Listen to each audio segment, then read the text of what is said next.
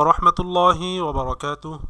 দেশ এবং দেশের বাইরে থেকে যারাই আমাদের এই ভিডিওটি দেখছেন সকলকে জানাই আন্তরিক মোবারকবাদ ও অভিনন্দন। আল কোরআনুল কারীমের তাজবিদ শিক্ষা সিরিজের ভিডিওতে আপনাকে জানাই স্বাগতম।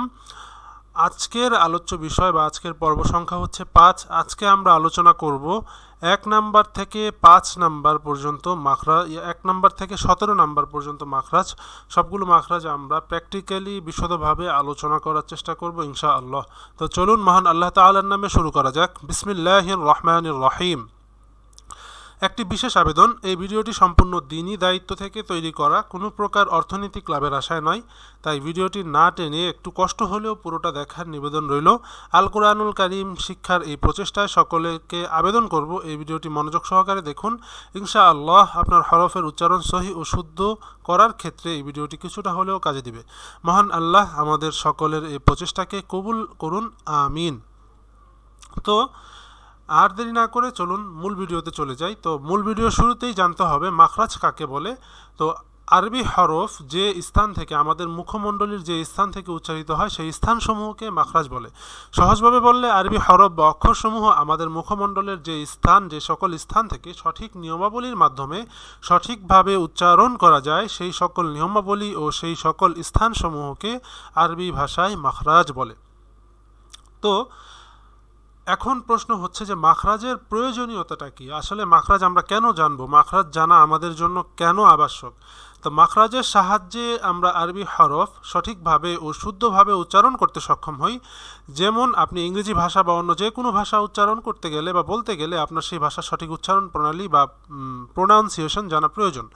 তো আরবি ভাষা বা আরবি হরফ সহি উচ্চারণ করতে না পারলে আমাদের কোরআন তেলাওয়াত করা বা আমাদের দোয়া, মাসনুন দোয়া কোনো কিছুই শুদ্ধ হবে না।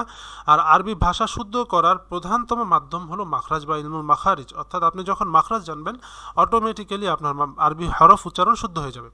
তো মাখরাজের প্রয়োজনীয়তা যদি আমরা জানতে চাই, তাহলে আরবি হরফসমূহকে সহি ও শুদ্ধভাবে উচ্চারণ করার জন্য মাখরাজ জানার প্রয়োজনীয়তা অপরিহার্য। মাখরাজ সঠিকভাবে না জানে আরবি ভাষা শিক্ষা ও সহি শুদ্ধভাবে পবিত্র কোরআনুল কারীম তেলাওয়াত করা যায় না। সকল ইবাদতের মূল বলা যায় আল কোরআনুল কারীমের সহি শুদ্ধ তেলাওয়াত শুদ্ধ না হলে আপনার নামাজ ও অন্যান্য ইবাদত শুদ্ধ হবে না। তাই সকল ইবাদত সহি ও শুদ্ধভাবে পালন করার জন্য ও মহান আল্লাহ রাব্বুল আলামিনের নৈকট্য অর্জন ও তাকে রাজি খুশি করার জন্য যেমন সহি শুদ্ধ কোরআন তেলাওয়াত অতীব জরুরি, ঠিক তেমনিভাবে সহি শুদ্ধ কোরআন তেলাওয়াত জানার জন্য ইলমুল মাখারিজ তথা আরবি হরফ সঠিকভাবে উচ্চারণের জ্ঞান আহরণ করাও আমাদের জন্য জরুরি। তো মাখরাজ জানার পূর্বে আরবি হরফ, আজকে যে ভিডিওতে যে বিষয়গুলো আমাদের জানা প্রয়োজন, যে মাখরাজ একজন মানুষের মুখের বিভিন্ন অংশ থেকেই উচ্চারিত হয়। তো কোন কোন অংশ থেকে মাখরাজগুলো উচ্চারণ হয় তা যদি আমাদের জানা থাকে তাহলে আমাদের জন্য মাখরাজ শেখা অনেক সহজতর হয়ে যায়। তো আশা করি এই পর্যন্ত আলোচনা আপনারা বুঝতে সক্ষম হয়েছেন। তো আমরা যদি পাশের এই চিত্রটিতে লক্ষ্য করি, তাহলে আমরা যদি বলি যে মাখরাজ বা আরবি হরফের উচ্চারণ মূলত আমাদের মুখের ভেতরের বিভিন্ন অংশ থেকেই উচ্চারিত হয়। তো আমরা আপনাদের জন্য একটি প্র্যাকটিক্যাল আমাদের মুখমণ্ডলের একটি চিত্র আঁকার চেষ্টা করেছি। তো সঠিক স্থানে আমাদের জিহ্বা ও মুখের বিভিন্ন অংশের স্পর্শের মাধ্যমে সঠিকভাবে ও খুব সহজেই আরবি হরফ উচ্চারণ করা যায়। তো সঠিক নিয়ম না মেনে উচ্চারণ করলে বা করার চেষ্টা করলে সহি ও শুদ্ধভাবে উচ্চারণ করা যেমন যায় না, তাই সঠিক স্থান থেকে সঠিকভাবেই আরবি হরফকে উচ্চারণ করতে হয়। তো যখন আমরা সঠিক স্থান থেকে উচ্চারণ করব তখনই আমাদের মাখরাজ সহি ও শুদ্ধ হবে। তো আর দেরি না করে মহান আল্লাহ তাআলার নামে আজকের মূল ভিডিওতে আমরা যাই। তো প্রথম 3টি মাখরাজ বা 1 থেকে 3 নম্বর মাখরাজ আমাদের হলক বা আমাদের গলা বা কণ্ঠনালী আমরা যেটাই বলি সেখান থেকে উচ্চারিত হয়। তো আমাদের গলা বা আমাদের হলককে 3টি ভাগে ভাগ করা যায়। একটি হচ্ছে হলক বা গলার শুরু, আরেকটি হচ্ছে হলক বা গলার মধ্যখান, আর সর্বশেষ হচ্ছে হলক বা গলার শেষ। তো গলাকে আমরা 3টি ভাগে ভাগ করতে পারি। আমরা যদি পাশের এই চিত্রটিতে লক্ষ্য করি তাহলে আমরা দেখব যে এই অংশটি হচ্ছে বা সবার নিচের অংশটি হচ্ছে হলক বা গলার শুরু, এবং মধ্যখানের স্থানটি হলক বা গলার মধ্যখান, এবং সর্ব উপর অর্থাৎ জিহ্বার গোড়ার নিচে যেই গলার শেষ অংশ সেই অংশটি হচ্ছে হলক বা গলার শেষ অংশ।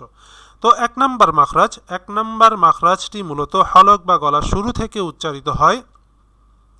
তো আমরা বলতে পারি হলক বা গলা শুরু থেকে উচ্চারিত হয় 2টি হরফ।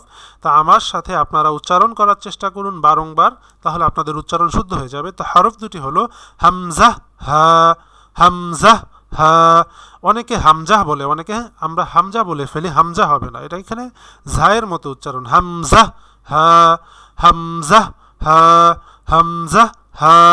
তো এইভাবে আমার ভিডিওটি শুনে শুনে আপনারা উচ্চারণ করার চেষ্টা করলে ইনশাআল্লাহ আপনাদের উচ্চারণ শুদ্ধ হয়ে যাবে। তো 2 নাম্বার মাখরাজ, 2 নাম্বার মাখরাজটি মূলত হলক বা গলার মধ্যখান থেকে উচ্চারিত হয়। তো হলক বা গলার মধ্যখান থেকে দুটি হরফ উচ্চারিত হয়, সেই দুটি হরফ একটু কঠিন, গলার মধ্যখানে একটু চাপ দিয়ে আমার সাথে উচ্চারণ করার চেষ্টা করুন।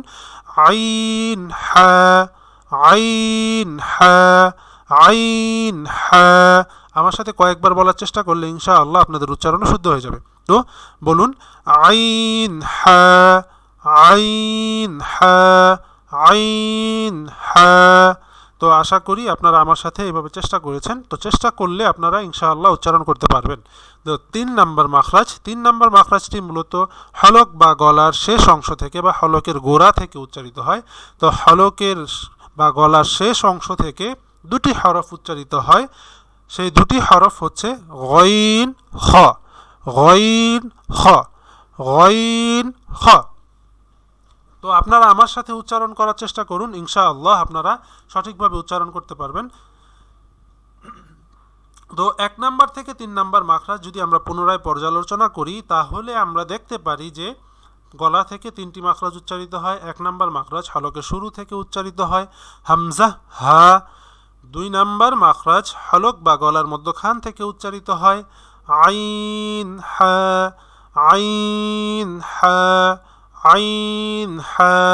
3 নাম্বার মাখরাজ হলক বা গলার শেষ অংশ থেকে উচ্চারিত হয় দুটি হরফ, সেই দুটি হরফ হচ্ছে গইন খ, গইন খ, গইন খ। তো আশা করি প্রথম 3টি মাখরাজ আপনারা বুঝতে পেরেছেন। 4 নাম্বার মাখরাজ, আমাদের দেশীয় ভাষায় এই যে ছোট্ট একটি অংশ, সেই অংশটিকে আমরা বলি আলাজিব্বা।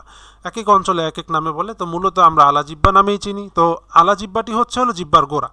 তো জিব্বার গোড়া তার বরাবর উপরের তালুর সঙ্গে লাগাইয়া উচ্চারিত হয় 2 নক্তাওয়ালা কফ। আপনারা যদি আমার মতো এইভাবে কফ উচ্চারণ করেন তাহলে দেখবেন আপনাদের আলা জিব্বা আমাদের জিব্বার গোড়ার সাথে সংস্পর্শে আসছে বা টাচ হচ্ছে। তো একটু এভাবে কফ না, আমাদের বলতে হবে কফ, কফ, কফ। তো এইভাবে উচ্চারণ করলে সঠিকভাবে উচ্চারণ হবে। 5 নাম্বার মাখরাজটি হচ্ছে জিব্বার গোড়া থেকে একটু আগে বেড়ে তার বরাবর উপরের যে তালু আছে সে তালুর সঙ্গে লাগিয়ে উচ্চারিত হয়। তো জিব্বার গোড়া থেকে একটু সামনের অংশে, এটাকে যদি আমরা বলি জিব্বার গোড়া থেকে একটু আগে বাড়িয়ে তার বরাবর উপরে তালুর সঙ্গে লাগাইয়া উচ্চারিত হয় কাফ, কাফ। অনেকে আমরা কাফ বলি, কাফ না, আমাদের কাফ হবে। একটু বাতাস ছেড়ে দিয়ে, শুরুতে একটু বাতাস ছেড়ে দিয়ে উচ্চারণ করতে হবে। তো আমার সাথে উচ্চারণ করুন কাফ, কাফ, কাফ, কাফ। 6 নাম্বার মাখরাজ, 6 নাম্বার মাখরাজটি মূলত জিব্বার মধ্যখান থেকে উচ্চারিত হয়। তো 6 নাম্বার মাখরাজটিকে আমরা বলতে পারি জিব্বার মধ্যখান তার বরাবর উপরে তালুর সঙ্গে লাগাইয়া 3টি হরফ উচ্চারিত হয়। তো জিব্বার মধ্যখান তার বরাবর উপরে তালুর সঙ্গে লাগাইয়া 3টি হরফ উচ্চারিত হয়। সেই 3টি হরফ কি কি? জিম শিন ইয়া, জিম শিন ইয়া, জিম শিন ইয়া। আমার সাথে উচ্চারণ করার চেষ্টা করতে থাকুন। জিম শিন ইয়া, জিম শিন ইয়া। এভাবে উচ্চারণ করতে থাকলে ইনশাআল্লাহ আপনাদের উচ্চারণ সহি ও শুদ্ধ হয়ে যাবে বলে আমাদের বিশ্বাস। তো বারংবার চেষ্টা করলে আসলে প্র্যাকটিসের কোনো বিকল্প নেই, তো প্র্যাকটিস করতে হবে প্রচুর পরিমাণে। 7 নাম্বার মাখরাজ, 7 নাম্বার মাখরাজটি মূলত আমাদের চোয়ালের দাঁত, অর্থাৎ ডান পাশের চোয়াল বা বাম পাশের চোয়াল, এটিকে আরবি ভাষায় বলে হাফাই লিসান বা জিব্বার গোড়ার ডান পাশ অথবা বাম পাশ, যেই পাশ থেকে আপনার সুবিধা হয় সেই পাশ থেকে আপনি উচ্চারণ করতে পারেন। তো এই চোয়ালের দন্তমারি থেকে একটি হরফ উচ্চারিত হয়, অর্থাৎ জিব্বার গোড়ার ডান পার্শ্ব বা বাম পার্শ্বের চোয়ালের দন্তমারি সমূহ থেকে একটি হরফ আমরা উচ্চারণ করতে পারি। সেটিকে আমরা এভাবে বলতে পারি, জিব্বার গোড়ার কিনারা উপরের দাঁতের মারির গোড়ার সঙ্গে লাগাইয়া একটি হরফ উচ্চারিত হয়, সেটি হবে ওয়াদ, ওয়াদ, ওয়াদ। আমরা অনেকে দদ বলি, দদ, দদ বললে সেটা জিব্বার আগা এবং সামনের দাঁতের সাথে লাগিয়ে উচ্চারণ করা হয়, কিন্তু সঠিকভাবে যখন আপনি উচ্চারণ করবেন তখন সেটি উচ্চারণ কিছুটা জয়ের মতো শোনা যাবে, জ। তো আমার উচ্চারণটি আপনারা লক্ষ্য করুন যে ওয়াদ, ওয়াদ, ওয়াদ, গদ। আপনারা এইভাবে লাগিয়ে উচ্চারণ করার চেষ্টা করেই দেখুন, ইনশাআল্লাহ আপনার উচ্চারণ আমার মতোই হবে এবং আমার থেকে ভালো হতে পারে। তো ইনশাল্লাহ চেষ্টা করতে হবে। তো বারংবার চেষ্টা করলে আপনার উচ্চারণ সঠিক ও শুদ্ধ করা যাবে। তো 7 নম্বর মাখরাজটি গেল। 8 নম্বর মাখরাজটি হচ্ছে জিহ্বার আগার বাম পাশের কিনারা, জিহ্বার আগার বাম পাশের কিনারা ও সামনের উপরের এক পাশের দাঁতের সঙ্গে লাগাইয়া উচ্চারিত হয় একটি হরফ। জিহ্বার আগার কিনারা সামনের উপরের এক পাশের দাঁতের সঙ্গে লাগাইয়া উচ্চারিত হয় একটি হরফ। সেই হরফটি হলো লাম। লাম লাম লাম।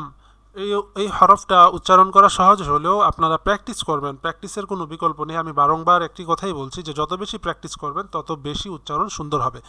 9 নম্বর মাখরাজ। 9 নম্বর মাখরাজটিও সেম, জিহ্বার ঠিক সামনের অংশ অর্থাৎ জিহ্বার আগার সামনের ভাগ মানে জিহ্বার আগা, তার বরাবর উপরের সামনের দুটি দাঁত দিয়ে উচ্চারিত হয় 9 নম্বর মাখরাজ। অর্থাৎ জিহ্বার আগা সামনের উপরের দাঁতের গোড়ার সঙ্গে লাগাইয়া উচ্চারিত হয়, বা তালুর সঙ্গে, গোড়া বা তালুর সাথে লাগাইয়া উচ্চারিত হয় নুন। নুন নুন। আশা করি আপনারা বুঝতে পারছেন। অর্থাৎ জিহ্বার যেই আগা, ঠিক তার সামনে যে আমাদের দুটি দাঁত, সেই দুটি দাঁতের গোড়ার একেবারে তালুর সঙ্গে লাগাইয়া উচ্চারিত হবে এই হরফটি। সেই হরফটি হলো নুন। নুন নুন। 10 নম্বর মাখরাজ। 10 নম্বর মাখরাজটি হচ্ছে জিহ্বার আগার উল্টা পাশ অর্থাৎ উল্টা পিঠ, জিহ্বার উল্টা পিঠ থেকে তার বরাবর উপরের দাঁতের সাথে লাগাইয়া আমাদের গোড়ার সাথে, মানে সামনের দুটি দাঁতের গোড়ার সাথে লাগাইয়া এই হরফটি উচ্চারণ করতে হবে। তো সেই হরফটি হচ্ছে র। র র। আমরা যখন র উচ্চারণ করব তখন আমাদের মুখের মধ্যে একটা ভাইব্রেশনের সৃষ্টি হবে। তো যখন ভাইব্রেশনের সৃষ্টি হবে তখনই আপনি বুঝবেন যে আপনার হরফ উচ্চারণটি শুদ্ধ হচ্ছে। আর র উচ্চারণ করার ক্ষেত্রে অবশ্যই রটি একটু মোটা হবে, মোটা করে উচ্চারণ করতে হবে।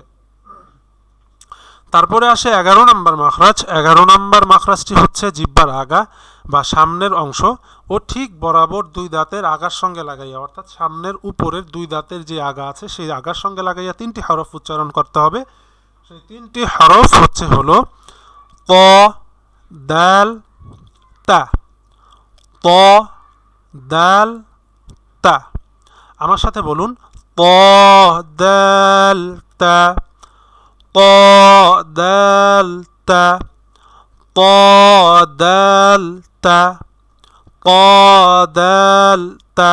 তো এভাবে একটু মোটা, একটু সুন্দর করে জিহ্বার আগার দিয়ে একদম আমাদের সামনের দুই দাঁতের আগার সাথে লাগাইয়া 3টা হরফ উচ্চারণ করার চেষ্টা করলে আশা করি আপনাদের উচ্চারণ সহি ও শুদ্ধ হবে, এর কোনো সন্দেহ নেই।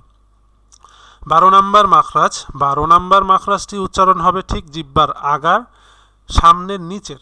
আমাদের 11 নম্বর মাখরাজটি আমরা উচ্চারণ করেছি জিহ্বার আগা সামনের উপরের দুই দাঁতের আগার সাথে লাগাইয়া, কিন্তু 12 নম্বর মাখরাজটি হবে সামনের নিচের দুই দাঁতের আগার সঙ্গে লাগাইয়া উচ্চারণ করতে হবে।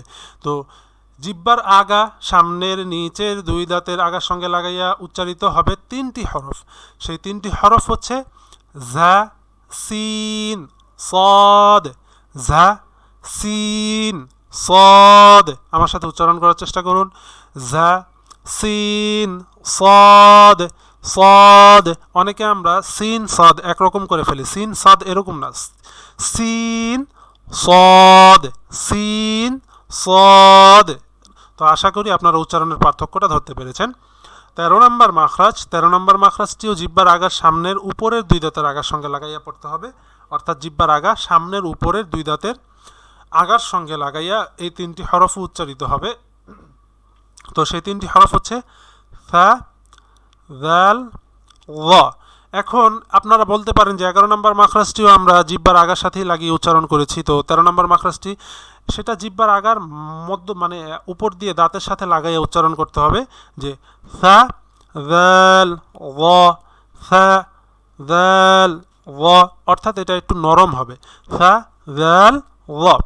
14 নম্বর মাখরাজ। 14 নম্বর মাখরাজটি হচ্ছে আমাদের সামনের নিচের ঠোঁট, আমাদের দুইটি ঠোঁটের নিচের ঠোঁটটির পেট অর্থাৎ মধ্যখান। তো নিচের ঠোঁটের পেট সামনের উপরের দুই দাঁতের আগা সেই নিচের ঠোঁটের পেটের সাথে লাগাইয়া পড়তে হবে একটি হরফ, সেটি হচ্ছে ফা। সেটি হচ্ছে ফা। অর্থাৎ আপনি যদি ওইভাবে মানে ঠোঁটের সাথে না লাগায় উচ্চারণ করেন সেক্ষেত্রে উচ্চারণ হবে যেমন ফা, কিন্তু সেই ফা আর ফা এই দুটা উচ্চারণে আশা করি আপনারা পার্থক্য ধরতে পেরেছেন, বা আপনারা নিজেরা উচ্চারণ করলে আপনারা উচ্চারণের তফাৎটা ধরতে পারবেন। তো 15 নম্বর মাখরাজটি মূলত আমাদের দুটি ঠোঁট থেকে উচ্চারিত হয়। 15 নম্বর মাখরাজটি দুটি ঠোঁট, আমাদের দুই ঠোঁট থেকে উচ্চারিত হবে 3টি হরফ। সেই 3টি হরফ হলো মিম বা ওয়াও, অর্থাৎ ওয়াও বা মিম, ওয়াও বা মিম।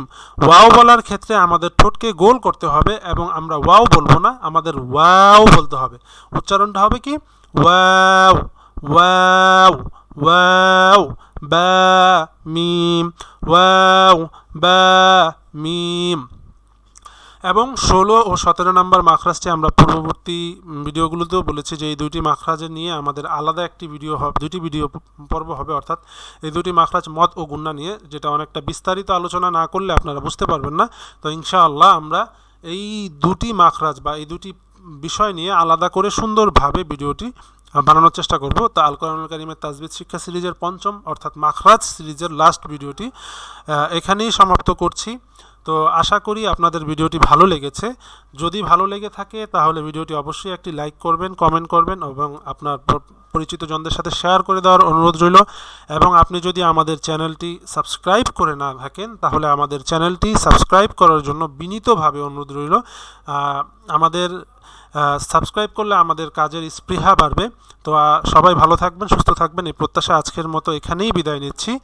আসসালামু আলাইকুম ওয়া রাহমাতুল্লাহি ওয়া বারাকাতুহু।